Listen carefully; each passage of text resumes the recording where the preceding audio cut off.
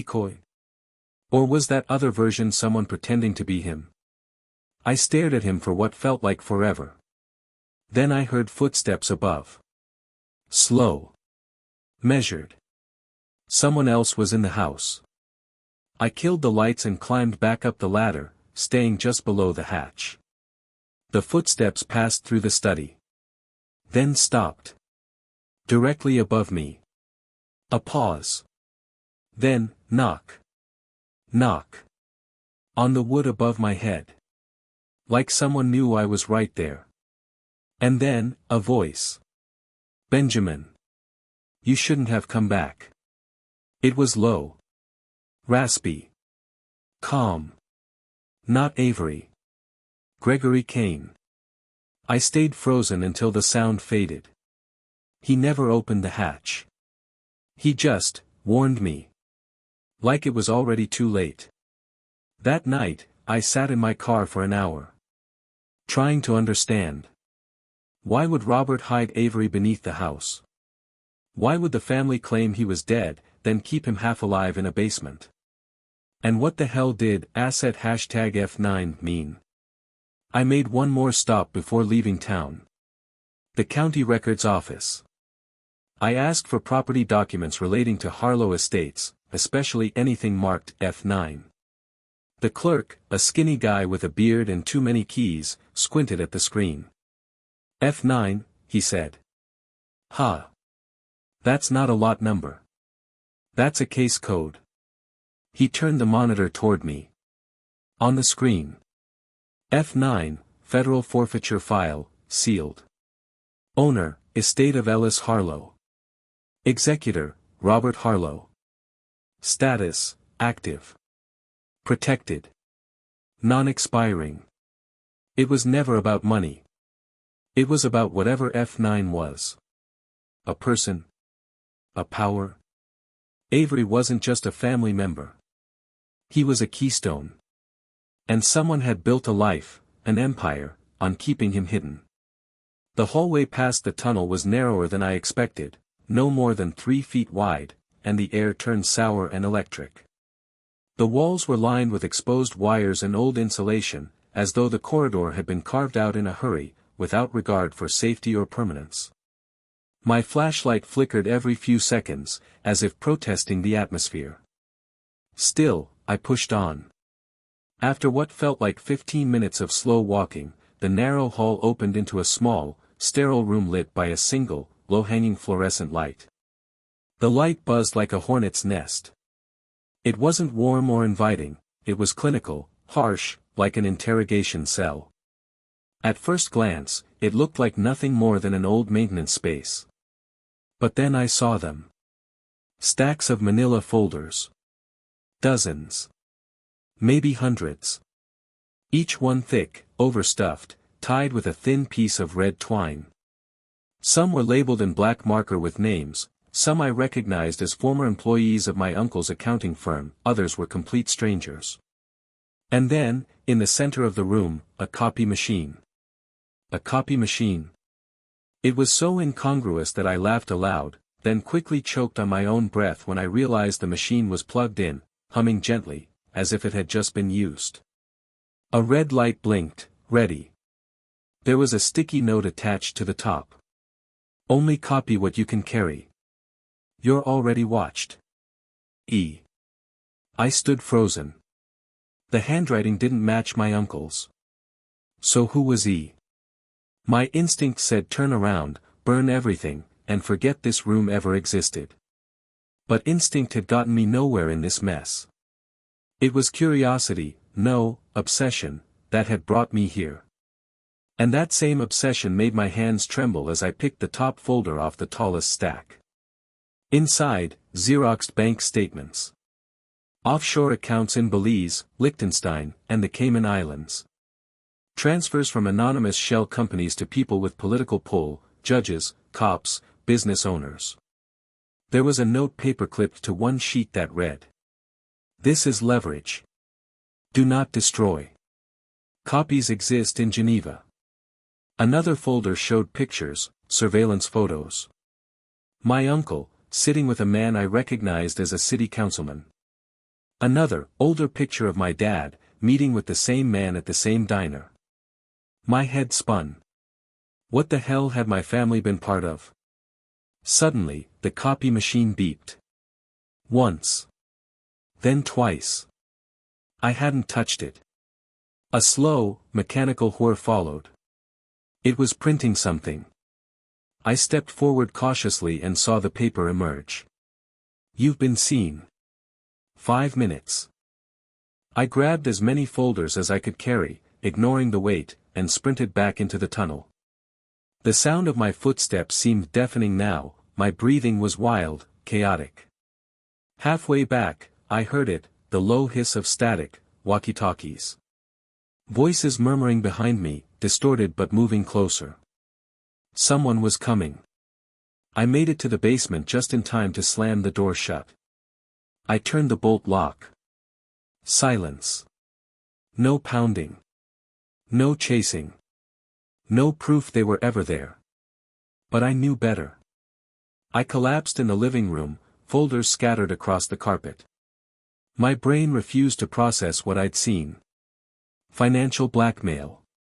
Political manipulation. Family ties tangled in things far bigger than taxes and ledgers. My phone buzzed. A blocked number. I didn't answer. Then a text. Some pages don't like being copied. I dropped the phone like it burned. My stomach twisted.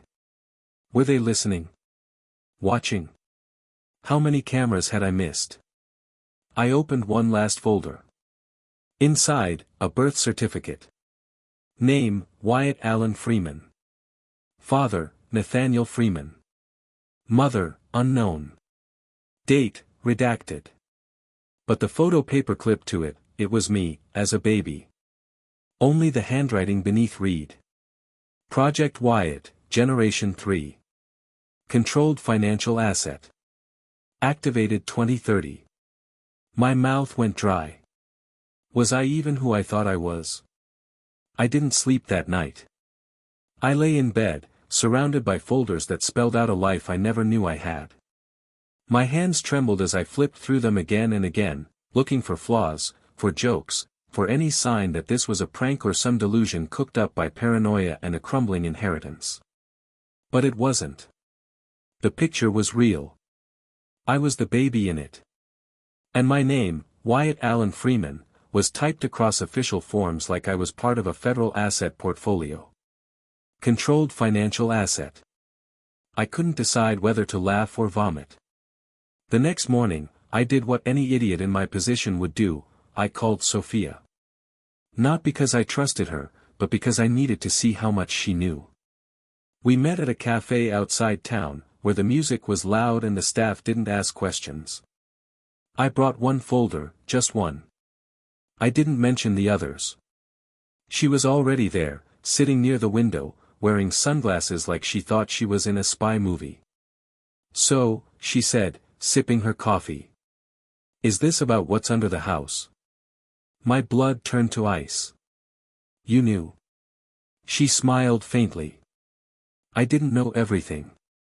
But I knew your uncle was part of something bigger than tax law. I just never thought you'd be dumb enough to dig into it. Who is he? I asked quietly.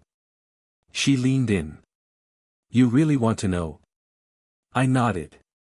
She took out her phone, typed something, and slid it across the table. It was a photograph. A man. Older. Sharp eyes. Standing with my uncle, and, again, my father. Elias, she whispered. Your grandfather's partner. He didn't die in the fire. He just moved below. What do you mean below? I said. But I already had a feeling. There's another tunnel, she said. Not the one to the copy room. One that goes deeper. Your house was built on top of it. That night, I didn't wait. I returned to the basement, flashlight and crowbar in hand. If there was another entrance, I'd find it. And I did. Behind the water heater, a panel in the cement was framed with old bolts. A perfect square about 4 feet across. It took me nearly half an hour to pry it open, and when I did, the smell hit first, like mildew and rust and something faintly organic. Beyond the panel was a steep concrete stairway, spiraling down. There were no lights. No handrails. I descended. Step after step. The air turned damp. Then cold. Then buzzing, like static was stitched into the very oxygen. The walls changed from concrete to rough stone, and eventually, metal.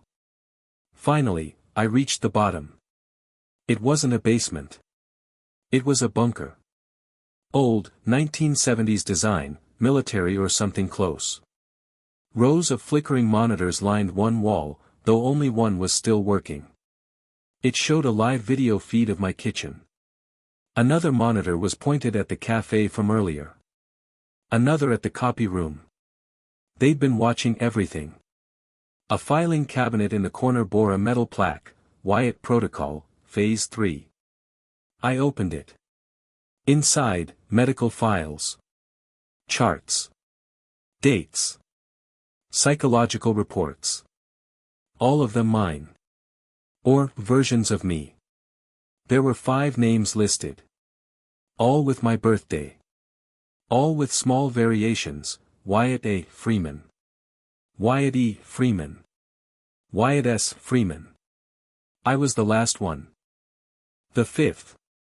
And under the final report was a note. Subject 5 achieved full emotional independence. Inheritance triggered. Phase 4 imminent. I staggered backward. A screen behind me turned on. A face appeared. Elias, older now. Still alive. Watching. Wyatt, he said, smiling faintly. I had hoped you'd make it down here on your own.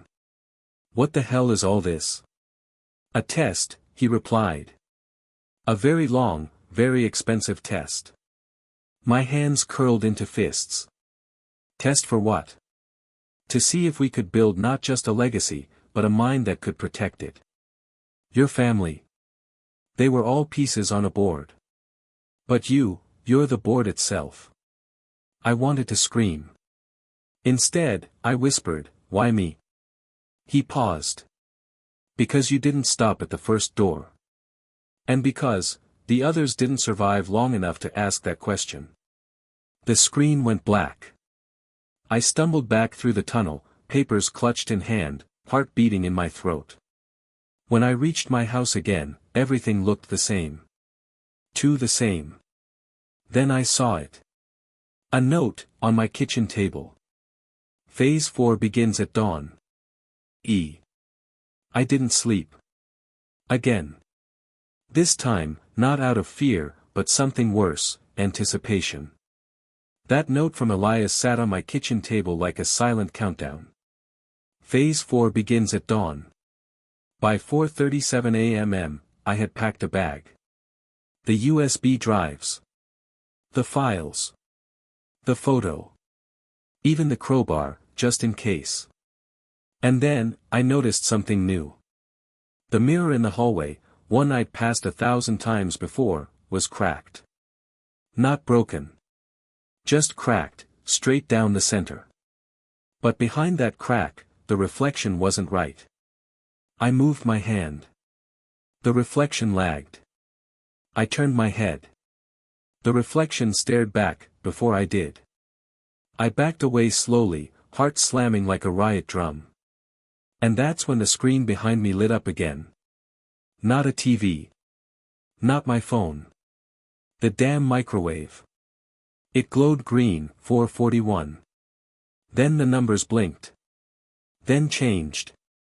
E4, WI004, alive. The system was tracking me. I bolted. Back in the copy room, the one I'd left untouched since I found the last tunnel, I slammed the door shut behind me and yanked the rug away from the floor. This time, I wasn't looking for more secrets. I was looking for control. I had seen 5 names in the cabinet. 5 versions of Wyatt. But only one had reached this point. Only one had met Elias, if you could even call that meeting. Which meant the others had failed. Or been eliminated. Which meant I was next. I started tearing the room apart. Behind the file cabinets, I found wiring, thick bundles running from behind the walls into a black metal conduit marked with the word neural. That's when the sick realization hit me. This wasn't a safe house. It was a lab. And I wasn't the heir. I was the subject. Buried in the final drawer, behind old manila folders and metal keycards, I found it. A file stamped in red. Phase 4 Implementation, Wyatt A. Freeman. I sat on the cold floor and flipped it open. First page, a diagram of my brain, outlined in a color-coded overlay that resembled heat mapping. Second page, financial assets. Withdrawals from accounts I never opened. Deposits from shells I didn't recognize. Third page, an itinerary.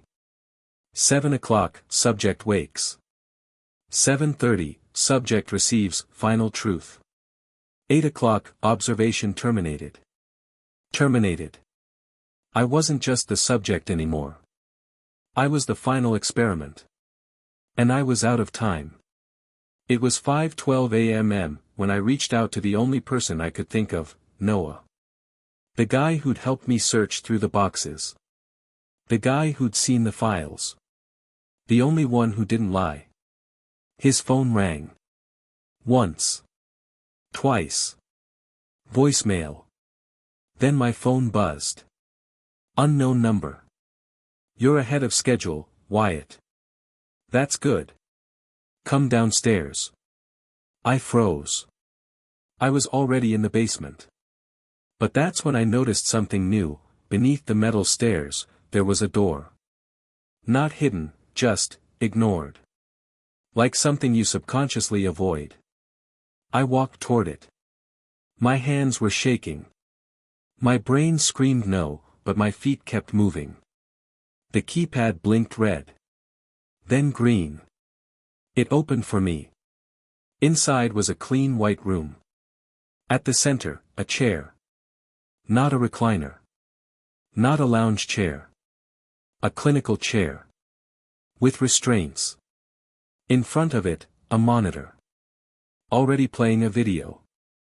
I stepped closer. The video was of me. But not a memory. Not security footage. A future. I was seated in that very chair, screaming, begging, yanking at the restraints. Elias appeared behind me, calm. He whispered something I couldn't hear over the sound. Then he pressed a button. My future self went still. The file name below the video said Wyatt_T05_final_exit. MP4. I staggered back. Looked around the room. No one. No cameras, except the one aimed at the chair.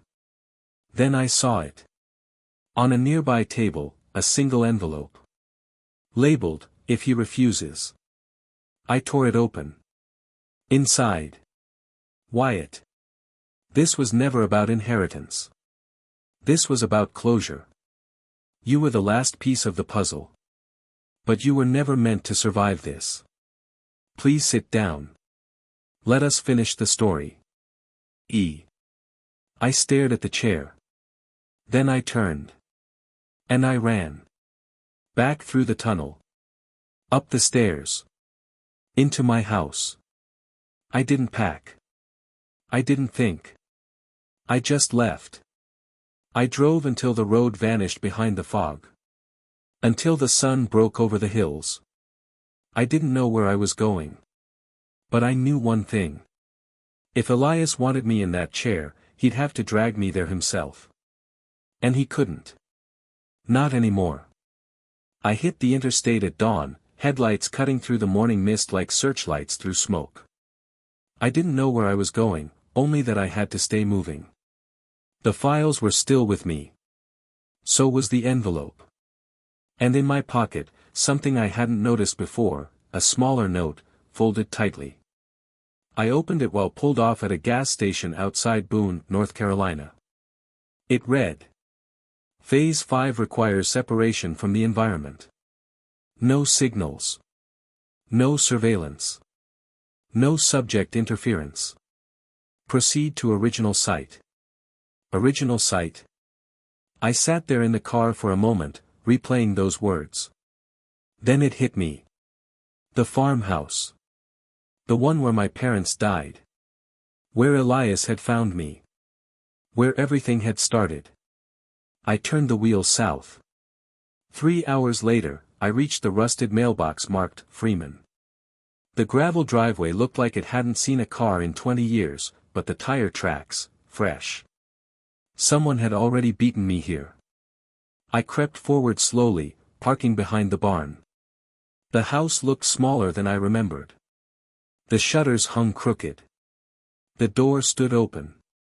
And waiting inside, in a chair facing the fireplace, was Elias. He didn't flinch when I stepped inside. Didn't look up when I said his name. Been waiting for you, he said finally. I kept my hand near my belt, where I'd clipped a folding knife. Why here? I asked. Elias smiled faintly, then reached beside the chair. Pulled up a black box, like a mini server tower, humming faintly. He pressed a button. The walls began to glow. Not with light. With projections. Old film. Images of me. My childhood. My parents. My first car. A breakup. A job interview. The night I found the will. Memories. Mine. He looked at me calmly. You ever wonder how we knew where you'd go? What choices you'd make? What words you'd say next? I said nothing. Because you're not the first Wyatt, Elias said. You're not even the fifth. You're the original template. My stomach dropped. What the hell does that mean? He stood. And then, he opened a panel on the back of his neck. Wires. Metal. Cool blue lights. Phase 5 wasn't about control, he said. It was about copying. He stepped closer. We replicated you. Hundreds of times. Across states. Towns. Each one placed in a simulation. A variant of your life. Different families. Different choices. But always the same core. He pointed to me. You're the baseline. The first. The only real Wyatt. I backed away. This is insane. No, Elias whispered. This is immortality. He took a small cube from his pocket. Black, metallic. Placed it in my hand. Inside, a glowing red chip, like an ember suspended in glass. This contains every version of you. Every choice. Every outcome. The accumulated self. He looked at me, almost sad. But you're dying. I froze. No, We had to destabilize your cells to simulate memory elasticity. To allow branching paths. The human body can't hold infinite variations. That's why the others failed. I looked down at the cube. It pulsed in rhythm with my heartbeat. You said I was the only real one, I whispered. You are, Elias said. But only for another 72 hours. He walked back to the chair. Sat again. And that's why you're here. There was a terminal beside the fireplace. It lit up the moment I approached. Install core template. Y/N. I looked back at Elias. If I press yes. You live forever. As data. Conscious. Awake. As the root of 1,000 versions of yourself. I stared at the screen. And if I say no? Elias tilted his head. You'll wake up tomorrow. Forget all of this. Your memory will reset. You'll die in 6 weeks. Peacefully. Never knowing. Silence. I stood frozen between two doors. One, eternal awareness. The other, ignorance, and peace.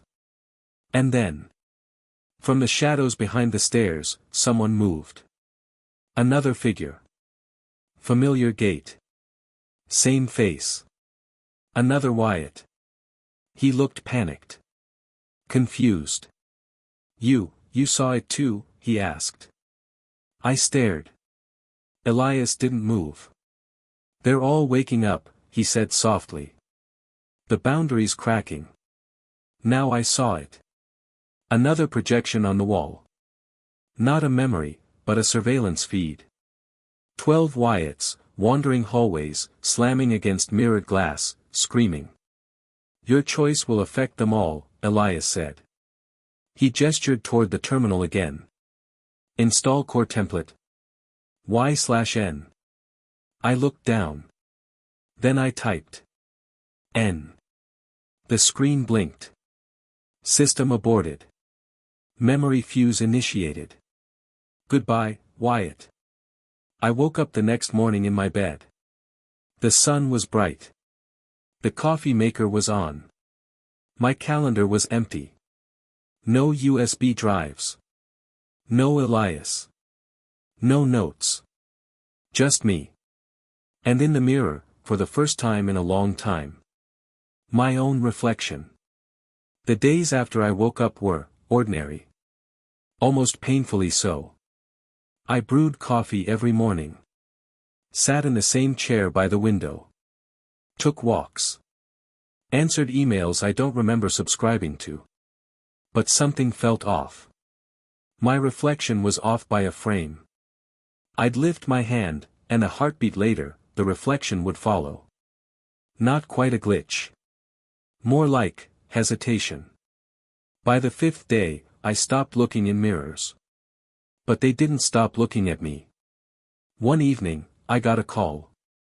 No number. Just the word. Origin. I answered, cautiously. Silence. Then a voice I hadn't heard in days, Elias. "You chose to forget," he said. I stood up too fast. My hand shook. "You were supposed to be at peace." But the core, Wyatt, it never deleted. It waited. Click. Call ended. But now I remembered. Everything. That night, I smashed every mirror in the house. All except one, the tall antique one in the attic. The one from the farmhouse. I had dragged it here, years ago. Forgot why. Now I knew. It wasn't my mirror. I stood in front of it with a hammer. My reflection stood, too. But it didn't raise a hammer. It smiled. Then, it spoke. "You made the wrong choice." I stumbled back. My reflection didn't move. It stayed, watching. "You chose to forget," it hissed, voice warping. "And now we remember." The mirror pulsed, like a black screen coming alive. And then the others appeared. Dozens of reflections behind the main one. All versions of me. Different hair. Different scars. Some crying. Some laughing. One pounding his fists against the glass. Another holding a gun. Each trapped in a box behind my own eyes. "You let us die," they said in unison. "You deleted us." "No," I whispered.